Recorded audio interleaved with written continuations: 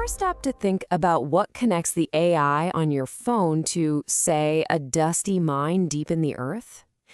It's this wild and surprising chain reaction, a line of dominoes that starts in the clean, digital world of code and ends with the raw element that powers nuclear reactors.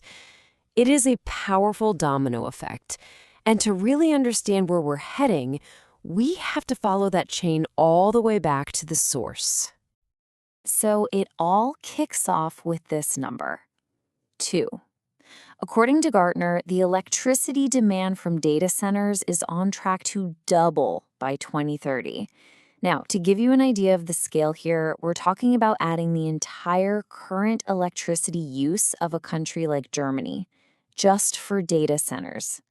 And the main driving this incredible surge? Well, you probably guessed it, artificial intelligence. And this puts us in a really tough spot. As we're building this future that relies on AI, on electric vehicles, on electrifying everything to fight climate change, we have to answer this one absolutely critical question. Where is all that power going to come from? All right, so to really get the solution, we first have to wrap our heads around the sheer scale of the problem. Our story begins with the massive, and I mean massive, and rapidly growing energy footprint of the digital world we all live in. Now, what's so fascinating about this chart is how it breaks down that growth. Yeah, conventional servers, the blue bars, they're still a big piece of the pie. But look at that orange bar. That's AI.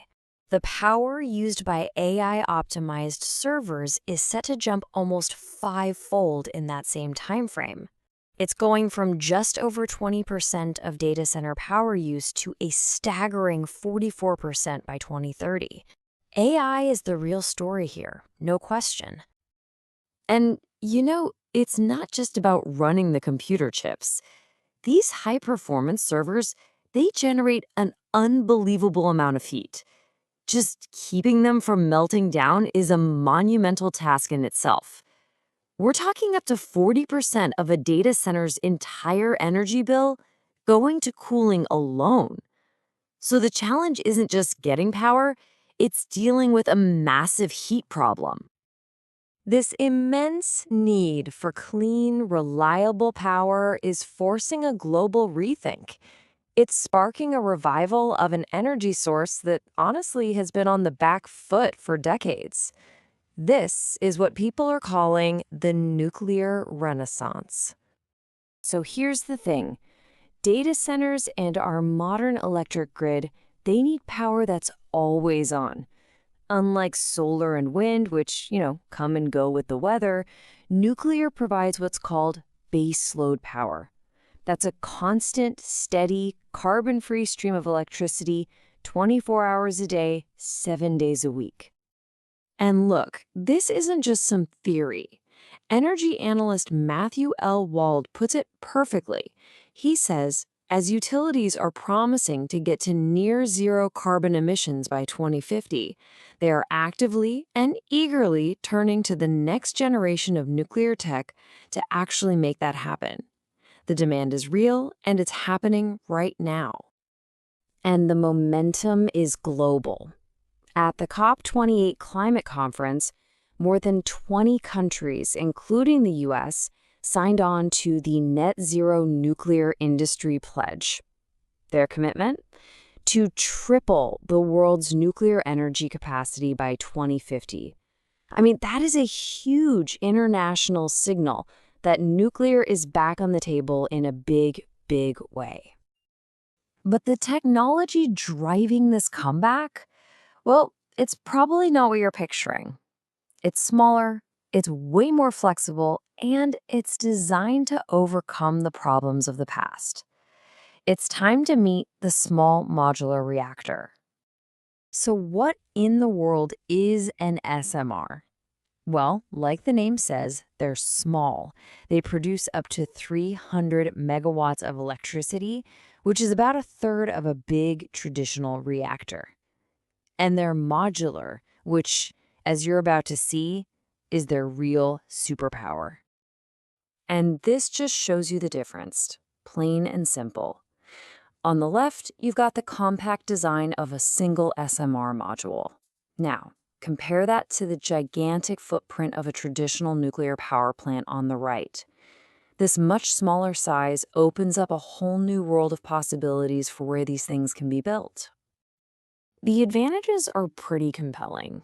Because of that smaller footprint, you can put them in more places. Their parts are built in a factory, not on a muddy construction site, which speeds up build time from like a decade for a big plant to just 3 or 4 years.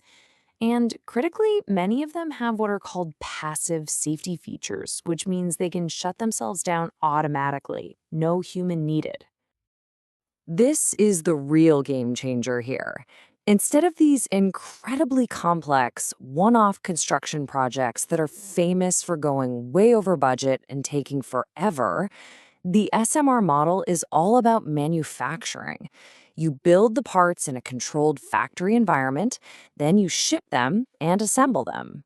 It's a total shift from construction to production.